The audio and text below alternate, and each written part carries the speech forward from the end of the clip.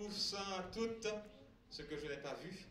Soyez bénis, soyez les bienvenus ici. Ouais, les vacances se terminent comme disait notre frère Joseph. Et puis, on continue notre combat. Un combat glorieux. Amen. Alléluia. Je vais juste aborder et puis nous allons prier après. Est-ce que vous pensez que notre Dieu a créé un monde magnifique, un monde superbe, un monde fabuleux? Non? Ah bon, j'allais me dire, mais très peu de personnes le reconnaissent. De toutes les façons, c'est vrai. Très peu de personnes s'en rendent compte. C'est un monde puissant. Les scientifiques honnêtes qui s'intéressent à la création du monde reconnaissent qu'il est impossible que la nature se soit faite toute seule. Ils reconnaissent que le monde a été créé par un doigt divin, par une main divine, une main extrêmement intelligente. Quelqu'un a créé le monde. Nous ne voyons pas forcément la beauté du monde parce que nous y sommes tellement habitués, nous y sommes nés et tout ce qui nous entoure existait déjà. Donc, on est né dans un coton, dans un cocon, et puis pour nous tout ça c'est normal. Mais si vous vous arrêtez et puis vous regardez les choses avec plus d'attention, vous verrez comment les choses sont bien et belles. Je reçois, alors ensemble, j'ai un petit groupe de famille, et puis de temps en temps, il y a des messages qui arrivent, et puis je reçois une photo d'un colibri qui vole, qui est sur place, qui va se délecter sur un hibiscus. Et puis je regarde, je dis, waouh, c'est précis, c'est rapide, mais c'est extraordinaire comment les choses sont belles, quoi, dans ce monde. Les seules choses qui ont changé, qui changent constamment, sont tous les biens de ce monde. Vous êtes d'accord avec moi? Les choses que l'homme a créées sous l'inspiration de Dieu, parce que notre Seigneur l'a permis. Et comme le diable est un imitateur, puisqu'il tente encore de rivaliser avec son Créateur, il inspire des hommes pour créer des choses qui ont une belle apparence, mais qui conduisent l'homme à s'éloigner de Dieu et à sa perte. Je reviens un peu sur le message d'Isabelle de Généraux. Et puis le diable utilise les mêmes choses, créées sous l'inspiration de Dieu, pour engranger le mal. Mais ce qu'il ne sait pas, c'est que Dieu utilise ses méfaits pour en faire du bien. Amen. Et dans Genèse chapitre 50 au verset 20, Joseph dira à ses frères, vous aviez médité de me faire du mal, mais Dieu l'a changé en bien pour accomplir ce qui arrive aujourd'hui, pour sauver la vie à un peuple nombreux. Amen. Alléluia. On va continuer avant de prier. Quelques mois après la naissance de Jésus, ne voyant pas revenir les mages vers lui, le diable a inspiré Hérode pour que tous les enfants au-dessous de 2 ans soient massacrés, afin que dans cette tuerie, le Messie soit également éliminé. Vous vous rappelez de ce passage? Il a encore essayé en tentant Jésus dans le désert et en l'incitant à se jeter du haut du temple. Et plusieurs autres fois, il a tenté d'éliminer le Messie avec les pharisiens et le peuple juif de l'époque. Et lorsqu'il a cru que la partie était gagnée, en crucifiant Jésus et en l'éliminant de la surface de la terre, là encore, Dieu a changé le mal en bien. Car le diable a suivi avec perfection les plans que Dieu avait prévus de toute éternité. Et c'est de ce plan, c'est de ce dessein de Dieu pour toi, pour moi, pour l'humanité que je voudrais vous parler aujourd'hui. Alléluia. On va prier. Seigneur, nous te remercions. Te bénissons pour ta présence. Tu étais là même avant que nous y soyons, Seigneur. Et tu nous as accueillis et nous t'en remercions. Te bénissons pour ta parole et conduis-nous. Que vraiment, Seigneur, ces paroles puissent toucher chacun d'entre nous. Parce que c'est ta parole. Seigneur, et conduis-moi pour permettre que chacun puisse l'entendre de manière parfaite dans le nom de Jésus. Amen. Alléluia. Lorsque je contemple la société dans laquelle je vis, dans laquelle nous vivons, et depuis mon plus jeune âge jusqu'à ce jour, en examinant les choses autour de moi et en prenant du recul, je constate que l'humanité a fait d'énormes progrès dans de nombreux domaines. Vous êtes d'accord avec moi? Je crois que la ville qui a été construite à Dubaï, hein, en fait, date d'une cinquantaine d'années, pas plus. Hein. Pas plus. C'était le désert. Mais c'est fou ce qui a pu s'y construire. Dans le domaine de la construction, il y a eu d'énormes progrès. En matière de santé également, en matière de santé, dans les transports, dans la communication, etc. En tout cas, dans ma génération, j'ai vu des choses changer d'une manière fabuleuse. Alors, allez voir dans la génération de ma maman, qui est encore par la grâce de Dieu.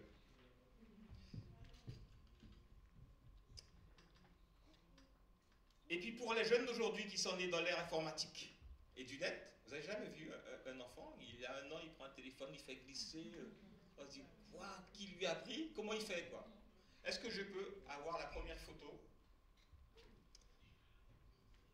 Ça, ce gros machin que vous voyez là, qui sont en train de pousser là, ils sont plusieurs à pousser, c'est un disque dur de 1956 et qui a été construit par IBM, la société IBM qui existe encore aujourd'hui. Et ce disque dur, hein, sa capacité était de 5 mégas. Même pas de quoi contenir une photo de qualité moyenne. 5 mégas. La deuxième image, s'il vous plaît. Ça, tout le monde connaît. Ben, ce sont des clés USB et qui ont la capacité de contenir 2 Tera. Peut-être qu'il y en a qui ne connaissent pas, qui ne savent pas ce que c'est. Alors la première photo, donc, je vous l'ai dit, ça représente un disque dur. Ça valait 50 000 € à l'époque, 50 000 $. Je convertis en euros, allez, $1, €, environ 50 000 €. Sa capacité de stockage, donc 5 mégas. La seconde photo représente des clés USB. C'est USB 3, hein, 2 Tera. Par comparaison, pour obtenir la même capacité de stockage que les clés USB, il aurait fallu que IBM construise, on revient sur l'autre photo, 400 000 éléments comme ça. 400 000. Ça représente des hectares et des hectares de terrain. 400 000. Ce qui représente environ, est-ce que quelqu'un peut me dire le coût? 20 milliards d'euros. La clé USB là, 20 milliards d'euros. C'est fou, hein? Le coût de la clé USB aujourd'hui, hop, on revient, s'élève à 75 €. Ça n'a rien à voir, rien de comparable, quoi. Et ça va vite, ça va super vite. En matière de construction, nous prétendons pouvoir emblayer la mer et y édifier des villes. Voilà la prétention de l'homme. On peut maintenant remblayer la mer. La photo suivante, la photo satellite, ça c'est Palm Jumeirah, c'est une photo satellite aux Émirats arabes, c'est Dubaï. Alors, juste un beau dessin, mais c'était pris de haut. Ici, là, il y a des autoroutes à 3 voies, 2 fois 3 voies là. Des autoroutes. Ici, il y a des routes. Et chaque petite parcelle, c'est une villa de chaque côté qui a leur plage. Un peu le détail, s'il vous plaît. Voilà. Une autoroute là, et tout ça, tout ce que je vous ai montré au début, c'est tout ça. Tous les gratte-ciels qu'il y a là. En fait, ça ne présente rien, mais tout ça, ça a été remblayé sur la mer. C'est de la folie. C'est incroyable. Quand je regarde ça, et même à un moment donné, au bout de la palme, on passe sous la mer pour retourner de l'autre côté, pour retourner dans le grand cercle. Donc il y a un tunnel sous la mer. Voilà ce que l'homme est capable de faire, et ça, c'est rien comparé à d'autres choses. Des ouvrages d'art complètement extraordinaires, quoi. La chirurgie, merci beaucoup. La chirurgie a également fait d'énormes progrès sur le fait de pouvoir remplacer des organes vitaux par des éléments artificiels afin de prolonger la vie des hommes. Ça aussi, il y a eu d'énormes progrès.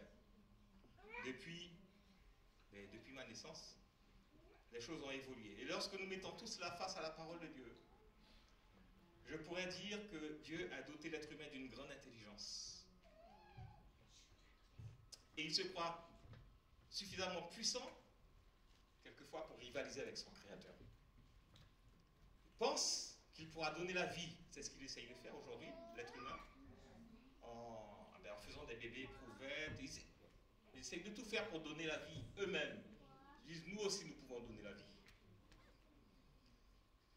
Ayant la possibilité d'accomplir toutes ces choses, comment voulez-vous que les hommes ne soient pas égocentriques, égoïstes, avides d'argent, vantards, prétentieux?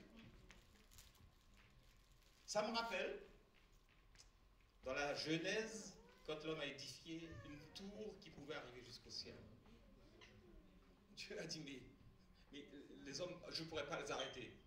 Il les a confondus, il les a, allez hop, et ils ne se comprenaient plus. Il les a séparés, divisés, de manière à ce qu'ils ne fassent pas n'importe quoi.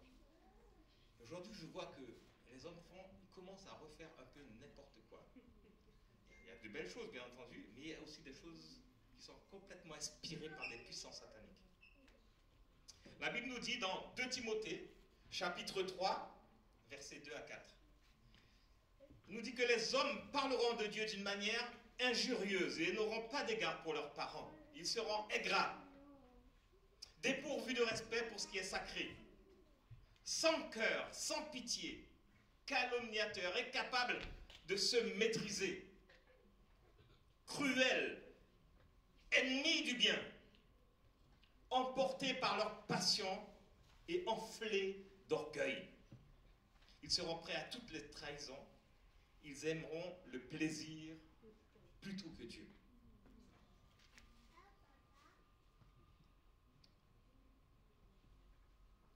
Bien que nous soyons nés avant nos enfants et que nous ayons déjà expérimenté plusieurs facettes de la vie, je parle pour moi, j'ai un certain âge, je suis peut-être le plus ancien ici, non, peut-être pas. Et nos enfants s'imaginent qu'ils pourront nous duper sans que nous puissions comprendre. Qui c'est qui est parent ici? Qui a des enfants adolescents? Hein? C'est pas vrai ce que je dis? Ils imaginent qu'ils vont nous duper. Ils s'imaginent qu'ils vont nous, allez, passer à côté et puis sans que nous puissions comprendre. Ils s'imaginent qu'ils nous donneront des grandes leçons de vie, d'enseignement, des choses de ce monde. Parce que les parents ne connaissent rien. Oh, tout ce que tu as vécu, c'est rien du tout. Aujourd'hui, je vais t'apprendre. Je vais t'apprendre. Tout cela est en partie fort probable. Hein. Ils vont certainement nous apprendre des choses.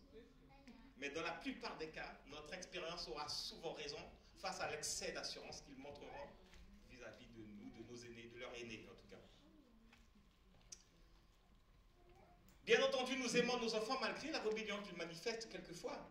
Nous les aimons quand même. Vous êtes d'accord avec moi? Et en général, en tant que parents, nous serons toujours prêts à leur pardonner. Nous sommes parents, s'ils se repentent de leurs mauvaises actions qu'ils auront commises, on est toujours prêts à pardonner nos enfants. Parce que ce sont nos enfants, nous les aimons, et j'ai vu des pardons impardonnables, des choses impardonnables être pardonnées. Mais c'est moi qui dis que c'est impardonnable, mais Dieu ne l'a pas dit. Il n'y a rien qui n'ait pas pu être pardonné par le Seigneur. Dieu nous a créés pour nous aimer et nous garder auprès de lui. Mes amis, il nous a créés pour nous aimer et pour nous garder près de lui. Vous avez entendu ce que je dis? Il ne nous a pas créés pour nous jeter à côté, débrouillez-vous, pour nous garder près de lui. Malheureusement, nous nous sommes éloignés de lui à cause de notre rébellion, de nos mauvaises actions et de nos péchés. Nous nous sommes souillés et nous ne pouvions pas rester près de lui. Parce que Dieu émane la sainteté, émane la pureté. Nous nous sommes souillés à cause de notre péché, à cause de notre rébellion. Notre âme était souillée. Il nous était impossible de vivre l'éternité auprès de lui car Dieu émane cette beauté, cette puissance, cette pureté. Et parce qu'il nous aime d'un amour inconditionnel, il a plu à Dieu d'élaborer un plan merveilleux pour sauver l'humanité avant même la création de celle-ci, avant de l'avoir créée. Il avait déjà son plan pour toi et pour moi. Et ça, c'est merveilleux. Alors, je vais me mettre à la place du Seigneur. Pardonne-moi, Seigneur. Voilà ce qui s'est passé. Je vais paraphraser. dans le conseil de Dieu, dans le conseil de gloire divin, la question était celle-ci. Comment allons-nous faire pour récupérer les hommes que nous allons créer à notre image, puisque nous savons qu'il va pécher contre nous? Comment allons-nous faire pour créer, pour les récupérer? Sachant qu'il leur sera impossible de rester auprès de nous lorsqu'ils se tourneront vers le mal. Afin que l'homme ne se perde pas pour toujours, mais qu'il vive auprès de nous pour toujours. Voyons ce que nous pouvons faire. Ça, c'est le conseil de Dieu qui parle. Et si nous élaborions des épreuves physiques pour ne retenir que les vainqueurs? Ouais, mais ça, c'est pas juste. Ce serait pas juste pour les plus faibles. Et puis ceux qui sont moins performants, cela n'enlèvera pas non plus leur péché. Bon, on va trouver autre chose. Et si nous leur faisons passer des épreuves pour sauver les plus intelligents? Ah, ça non plus. Ce n'est pas juste. Parce que nous avons tous une capacité que Dieu nous a donnée à la naissance. Et pour les moins intelligents, ce n'est pas bien. Et ça n'aidera pas non plus leur péché. Qu'est-ce qu'il y a comme autre solution? Et si nous leur demandions de payer une somme très importante pour entrer dans le royaume d'amour? Et ça, quand j'écoutais la chanson, le salut ne s'achète pas. On l'a chanté tout à l'heure. Mais là encore, où serait notre justice, dit le conseil de Dieu, si ce n'est que les personnes riches qui puissent accéder à notre royaume et de plus sans être pardonnés de leurs péchés? Alors quoi faire? Et si nous leur demandions de sacrifier des animaux innocents, de verser leur sang afin qu'ils soient pardonnés de leurs fautes? C'est peut-être la solution. Mais ils ne cesseront de sacrifier des animaux innocents, tout le temps, continuellement, puisqu'ils continueront dans leur mauvaise voie et ne pourront jamais être sauvés. Mais quelle solution? Quelle est la solution? Et si nous leur demandions de sacrifier pour nous ce qu'ils ont de plus cher? Qu'avons-nous de plus cher? Qu'avons-nous de plus cher?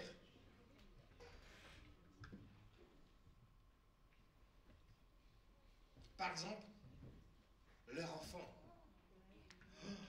Là, ce serait peut-être l'idéal, grâce au sang versé d'un être humain innocent, semblable à eux.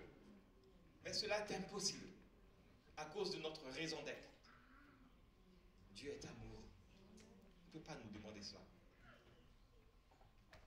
Il a demandé à Abraham, maintenant j'ai venu arrêter la main d'Abraham, parce que Dieu est amour. Et puis le conseil divin continuera, à cause du péché ancré dans la chair de l'homme, il ne sera pas possible de lui permettre d'accéder à l'éternité auprès de Dieu. Et nous sommes malheureux de devoir les laisser pourrir en enfer dans la souffrance éternelle. Mais cependant, c'est son cœur qui doit être changé et transformé. Et nous devons trouver un moyen de connecter notre amour avec justice à chaque être humain pour que tous puissent en bénéficier, quelle que soit sa race, son physique, son rang social, et quelle que soit la puissance et le nombre de ses péchés. C'est le moyen que nous devons trouver. Et nous devons faire quelque chose, vous me suivez toujours, afin qu'aucun être humain sur la terre ne puisse se vanter d'avoir découvert de lui-même le moyen d'avoir obtenu le salut grâce à son intelligence ou à sa sagesse humaine. Alors, il faudrait que cela soit contraire à tout raisonnement humain, toute logique humaine, afin que la solution paraisse une folie aux yeux qui ne pourront malheureusement jamais accéder à notre amour. Dans 1 Corinthiens chapitre 1 au verset 18, il est écrit: car la prédication de la croix est une folie pour ceux qui périssent, mais pour nous qui sommes sauvés, elle est une puissance de Dieu. Voilà ce que Dieu a trouvé. Nous devons trouver quelqu'un de parfait parmi les hommes, afin qu'il se sacrifie pour verser un sang parfait et porte le péché de toute l'humanité. Si nous reprenons Ésaïe 6, versets 8 à 13. On va partir du verset 8. j'entendis la voix du Seigneur disant, qui enverrai-je et qui marchera pour nous? Je répondis, Jésus, me voici, envoie-moi, Seigneur. Il dit, va. Alors va et dis à ce peuple, vous entendrez et vous ne comprendrez point. Vous verrez et vous ne saisirez point.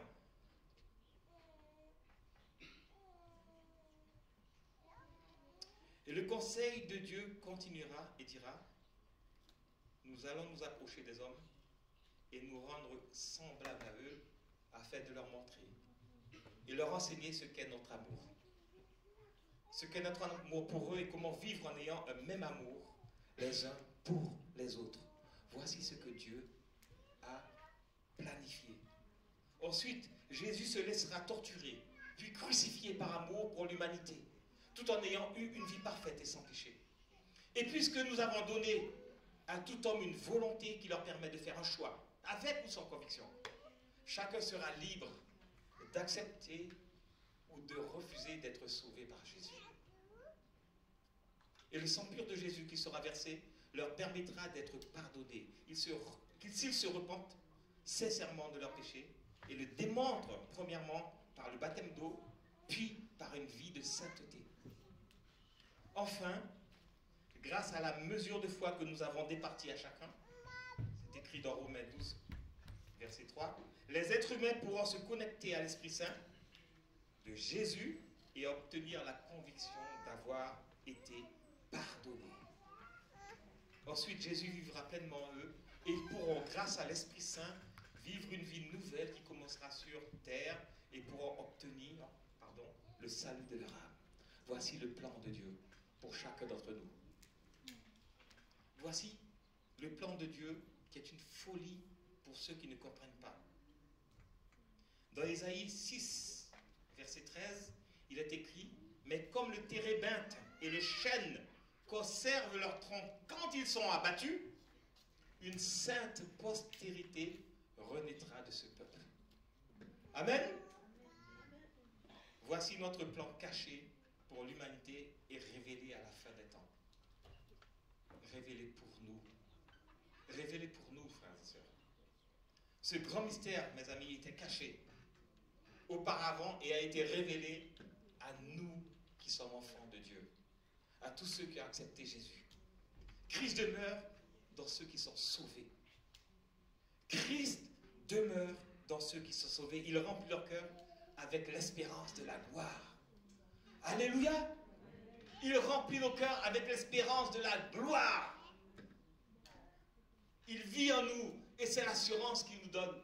Cette assurance, nul autre ne peut l'avoir s'il n'est né de nouveau. Personne. Mais quelle est la gloire que nous devons espérer? Finalement, Christ en nous, l'espérance de la gloire. Quelle gloire? Vous n'êtes pas posé la question? Dans Colossiens chapitre 3, verset 4, il est écrit, « Car vous êtes morts et votre vie est cachée avec Christ en Dieu.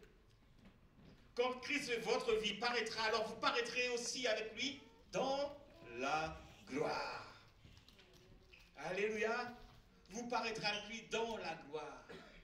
Bien entendu, nous avons des petites gloires que nous gagnons sur cette terre. J'appelle des petites gloires. Mais ce sont aussi de grandes gloires pour nous. Mais l'apothéose de la gloire, c'est celle-ci.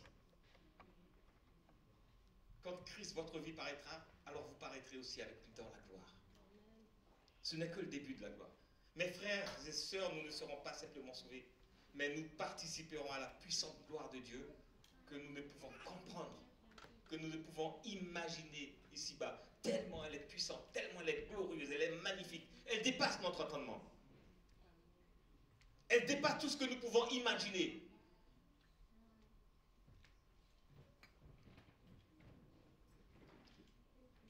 Dans l'Épître aux Colossiens, chapitre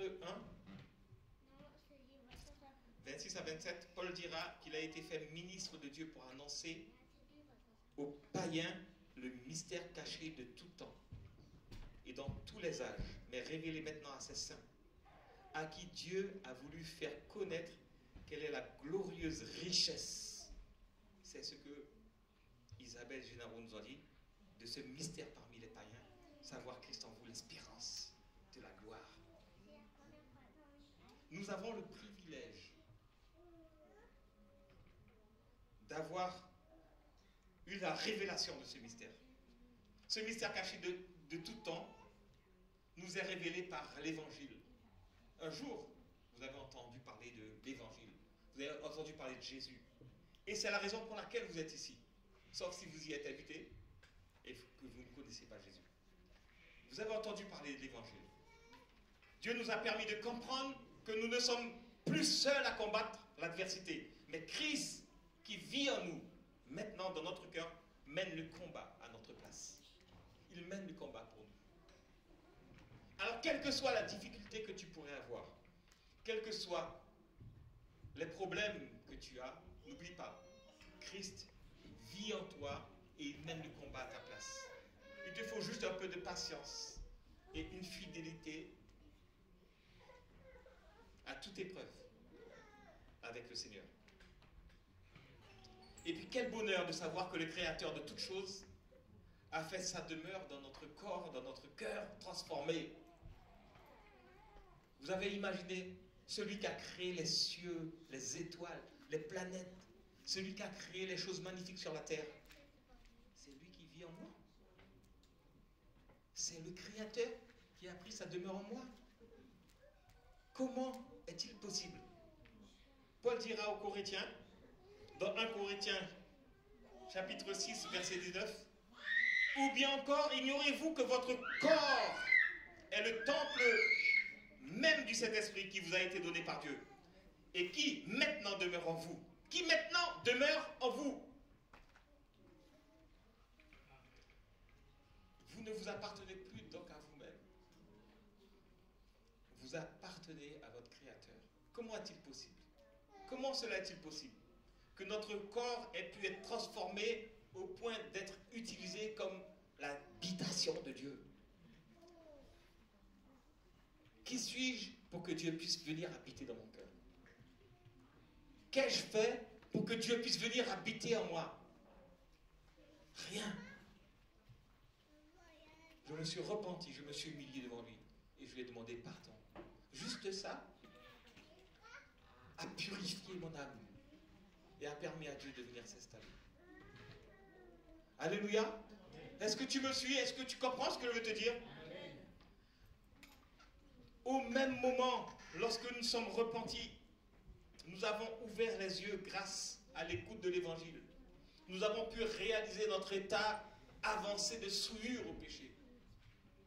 Nous l'avons réalisé de la même façon. Écoute bien. Lorsque Adam et Ève ont désobéi, ils ont aussitôt réalisé à l'appel de Dieu leur nudité. À l'appel de Dieu, ils ont réalisé leur nudité et leur état de péché. Alors qu'ils ne savaient rien auparavant. C'est lorsque Dieu les a appelés. Ah, nous sommes nus. Ils ont réalisé leur péché. Avant de connaître Jésus, est-ce que tu réalisais ton péché? C'est lorsque Dieu t'a appelé, lorsque tu as entendu l'Évangile, que tu as réalisé combien tu as fait de bêtises, combien tu as fait de péchés, combien tu as été souillé par des choses vaines, des choses mauvaises, des mauvaises actions. C'est lorsque Dieu t'a appelé. Je me rappelle lors de ma conversion, où cette onction, cette présence de Dieu était là. Et puis Dieu me parlait dans mon cœur. Dieu m'appelait, il me parlait, il me disait, mais tu crois que tu es meilleur que ton frère? Tu te fais des illusions? Regarde mon film, le film de ma vie qui passait devant moi. Et j'ai réalisé combien j'étais mauvais. J'ai réalisé combien j'étais mauvais. Parce qu'il m'a appelé. Mais sinon, jamais j'étais le meilleur. J'étais le meilleur dans ma tête. J'étais le meilleur. Je n'avais pas fait de péché. Je n'avais jamais tué personne. J'étais des hommes bons. Mais tant que Dieu ne t'a pas appelé, tant que tu n'as pas été touché par l'Évangile, tu ne peux pas le réaliser. Tu ne peux pas le réaliser. C'est ainsi, lorsque nous avons entendu la parole de Dieu, nous avons réalisé que nous avons péché contre Dieu. Nous avons eu l'opportunité de pouvoir nous humilier, nous repentir devant celui qui nous a aimés le premier, Christ. Et là, des larmes de repentance. Je recherchais le pardon de Dieu parce que j'ai réalisé à quel point j'étais mauvais. Et cette opportunité-là, Dieu me l'a donnée à travers quelqu'un qui m'a amené à lui.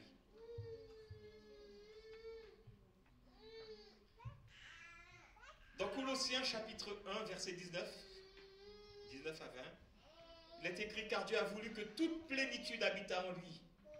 Il a voulu par lui réconcilier tout avec lui-même, tant ce qui est sur la terre que ce qui est dans les cieux, en faisant la paix par lui, par le sang de sa croix.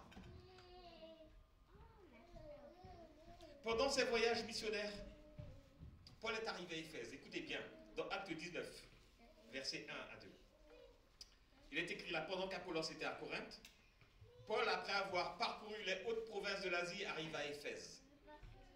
Ayant rencontré quelques disciples, il leur dit: avez-vous reçu le Saint-Esprit quand vous avez cru? Ils lui répondirent: mais nous n'avons même pas entendu dire qu'il y a un Saint-Esprit. Nous n'avons même pas entendu dire qu'il y a un Saint-Esprit qui existe.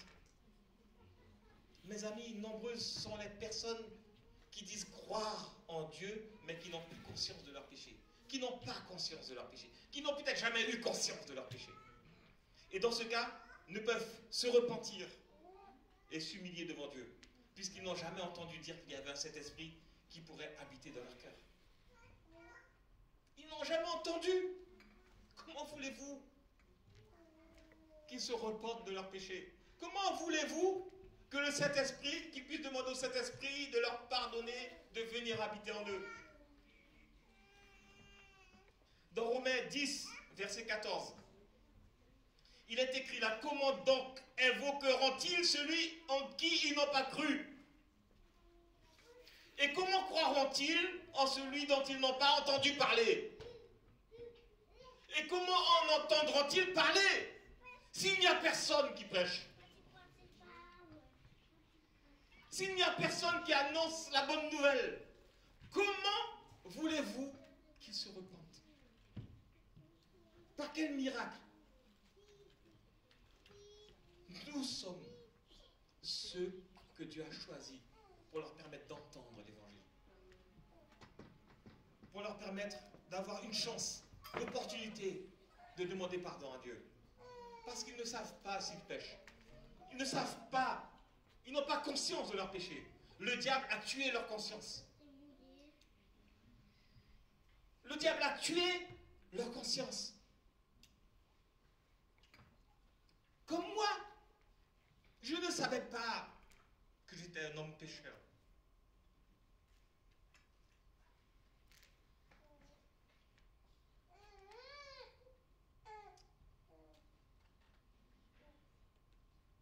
Est-ce que je peux demander à la louange de s'approcher? Mes amis, si nous fermons notre bouche, nous sommes des égoïstes. Si nous fermons notre bouche, nous ne sommes pas mieux de ce que la Bible décrit, des égocentriques, des égoïstes. Nous aimons le plaisir plus que Dieu.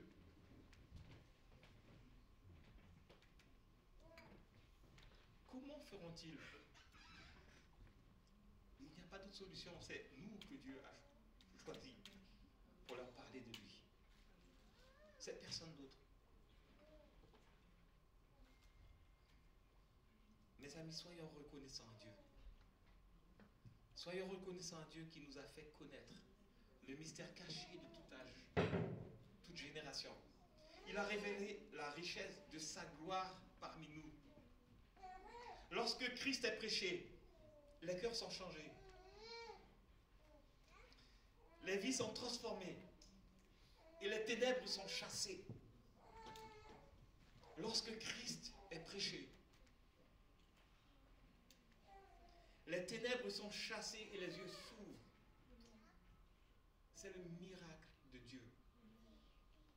Seule sa présence spirituelle dans la vie peut garantir l'espérance de sa gloire. Nous sommes la lettre ouverte de Dieu pour l'espérance de quiconque nous écoute. Vous êtes la bouche de Dieu et le corps de Christ. Votre comportement dans l'amour est déjà l'annonce de la bonne nouvelle pour celui et celle qui est sans Christ. Juste, ton comportement est une lettre ouverte pour celui qui n'a encore jamais accepté Christ. Juste ta façon d'être, ta façon d'aimer va toucher le cœur. Juste ça, tu es une lettre ouverte. Alors, ne soyez pas égoïstes. Mes amis, ne soyez pas égoïstes. Partageons, ne soyons pas égoïstes. Partageons ce merveilleux cadeau que nous avons reçu. Christ en nous, l'espérance de la gloire. Amen. Christ en nous. C'est le miracle de la vie. Christ vit en nous. Christ vit en toi. Peux-tu le comprendre? Peux-tu l'imaginer? Peux-tu le réaliser? On va se lever, on va courber le front dans la prière.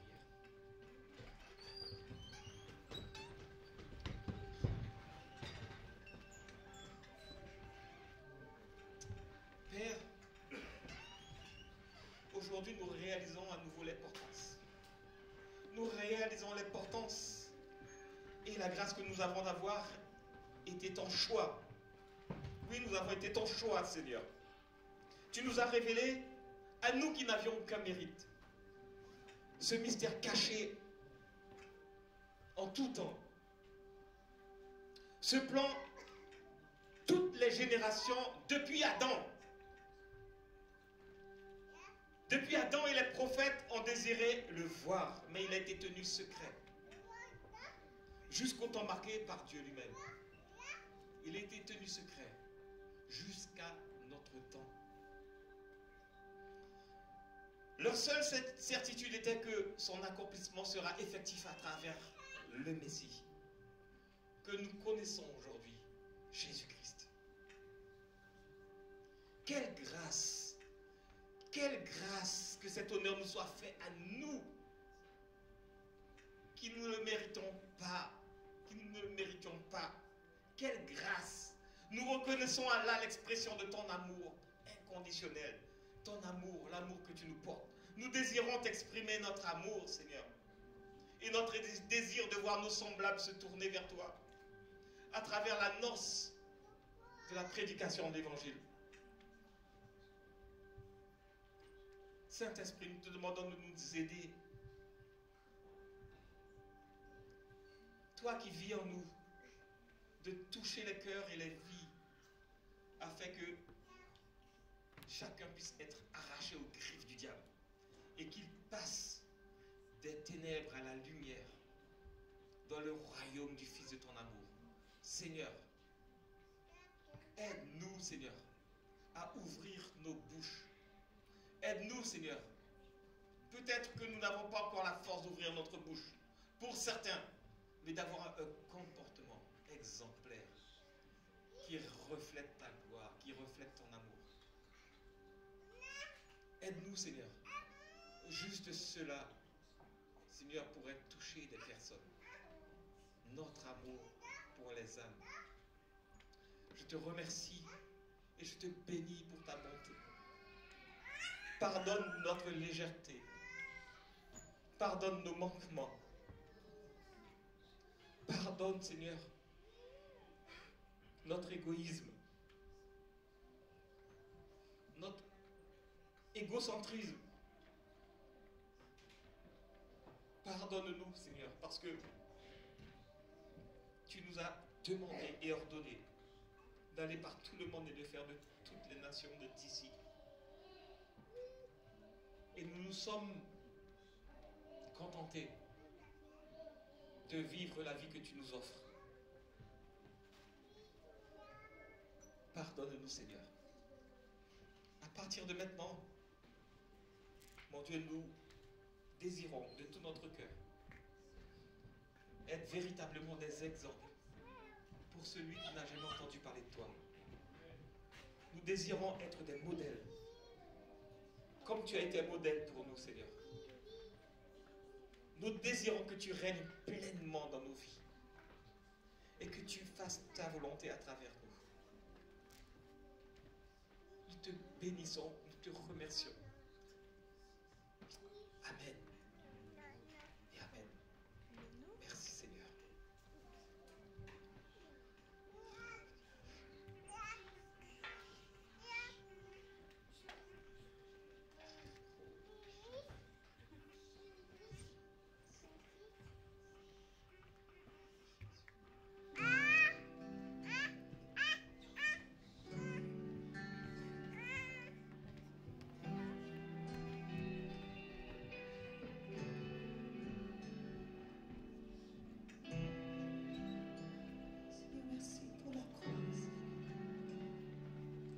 Parce que tu nous as ramenés, Seigneur, dans ce jardin d'Éden, Seigneur. Mon orgueil m'a sorti du jardin. Son humilité a mis le jardin en moi. Et si je vendais tout ce que j'ai en échange de son amour, j'échouerais.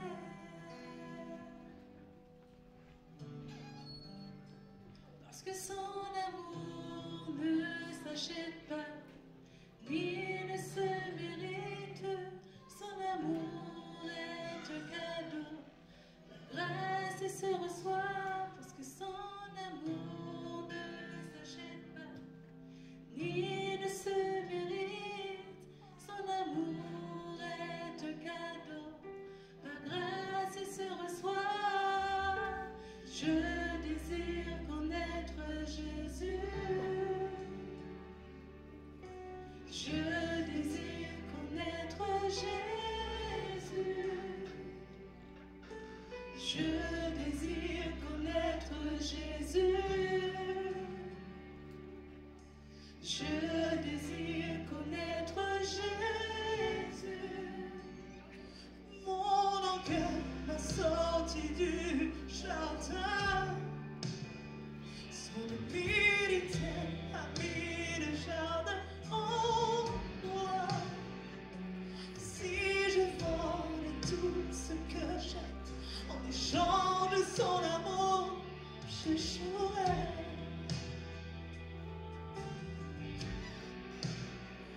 Car son amour ne s'achète pas, il ne se mérite. Son amour est un cadeau, la grâce il se reçoit. Son amour ne s'achète pas, ni ne se mérite. Son amour est un cadeau, la grâce il se reçoit. Alors je désire connaître Jésus. Nous te désirons, Seigneur. Je désire connaître Jésus. Nous désirons te connaître, Seigneur. Je désire connaître. Nous désirons avoir cette révélation de qui tu es, Seigneur. Nous voulons, Seigneur, être ce temple pour ton esprit, Seigneur. Nous désirons être. Je désire connaître Jésus.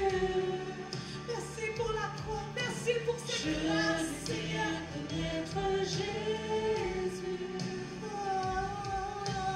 je désire connaître Jésus. Merci, Papa, d'avoir envoyé ton Fils. Connaître Jésus.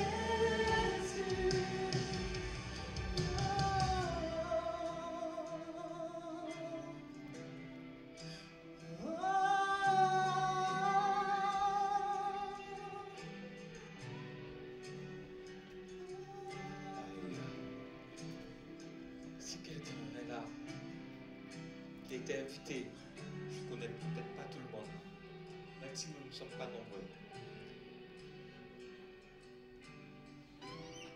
Jésus m'a fait la grâce de le rencontrer. Il est écrit que nul ne peut peut venir à Dieu si ce n'est lui qui l'y conduit? Personne. Si tu as entendu l'appel de Dieu, si tu as entendu Dieu te parler, si tu t'es reconnu en tant qu'homme ou femme qui a commis des péchés, nous avons tous commis des péchés. Nous avons tous commis des péchés, moi le premier. Mais ce qui est important, non seulement c'est de savoir que nous sommes des hommes pécheurs et que nous avons offensé Dieu, ce qui est important c'est de se repentir devant lui, c'est de le reconnaître et de lui demander pardon. Il se passera quelque chose de magnifique à ce moment-là. Ta vie va changer parce que lui va purifier ton âme à cause du pardon que tu lui as fait. Et il pourra venir prendre position dans ta vie. Il pourra venir s'installer dans son appartement qui est ton corps, ton cœur. Et il pourra te conduire, te guider. Comme disait notre sœur Isabelle, toute la richesse est en lui.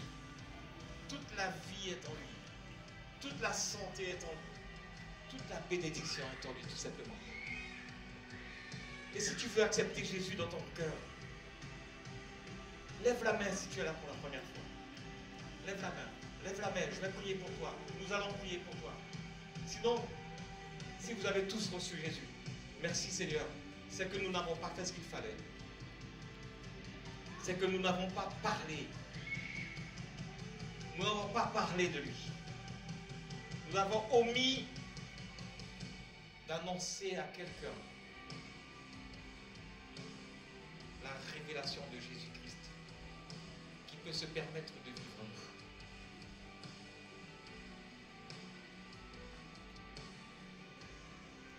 Alors merci Seigneur pour toutes les personnes qui sont là. Convainc-nous Seigneur.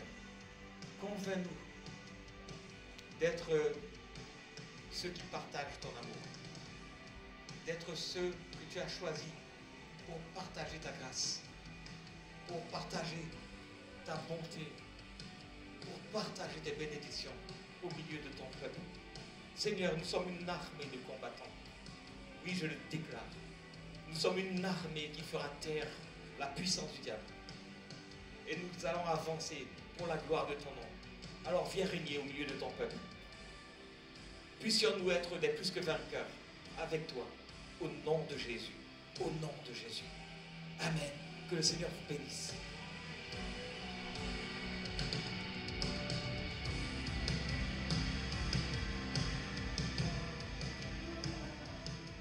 Alléluia. Nous allons partir dans la joie. Amen. Qui a décidé de suivre Christ là ce matin? Amen. Christ vit en nous et nous allons communiquer Christ autour de nous. Amen.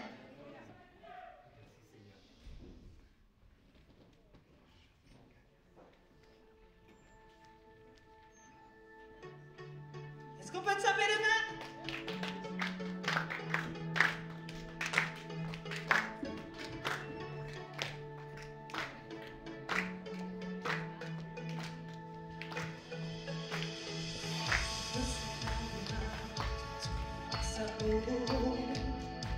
Démontré pour moi sur cette croix, j'ai tout trouvé en toi, je ne peux pas. Jésus, tu es suffisant pour moi et ton grand amour m'a inondé. Dans ta grâce, j'ai trouvé le pardon et tout en moi est ressuscité. Je ne vis maintenant que pour toi, des hauteurs, des profondeurs ne pourront m'écarter de toi. Ma vie est en sécurité en toi. Oui, je te suivrai. Oui, je te suivrai. Oui, je te suivrai. Oui, je te suivrai. Et est-ce qu'on peut taper les mains? Hey! Oh, oh.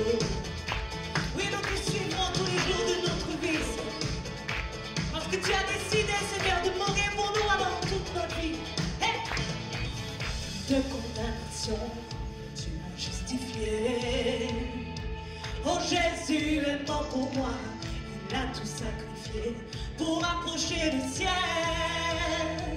et me donner la vie éternelle. Et ton grand amour m'a inondé. Dans ta grâce, j'ai trouvé le pardon. Et tout en moi est ressuscité. Je ne vis maintenant que pour toi. Ni les hauteurs, ni les profondeurs, jamais ne pourront m'écarter de toi. Ma vie est en sécurité en toi.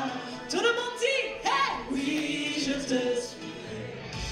Hey, hey, oui, je te suivrai. Oui, je te suivrai.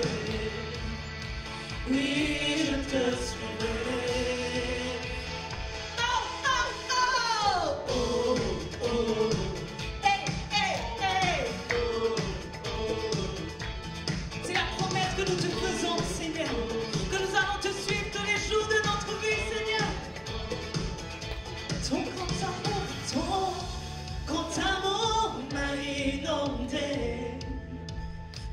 J'ai trouvé le pardon et tout en moi est ressuscité.